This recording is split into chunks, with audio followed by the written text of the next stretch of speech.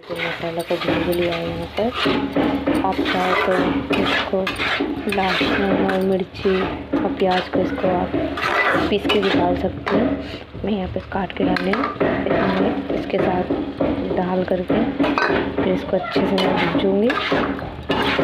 फिर थोड़ा सा पानी ऐड करके धीमी आंच में इसको पका लूँगी अच्छे से।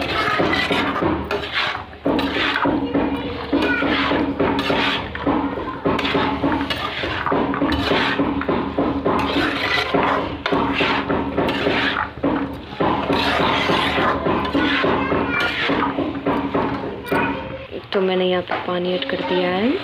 तो इसको अच्छे से पकने देंगे जब तक कि अच्छे से पकना जाए तब तक।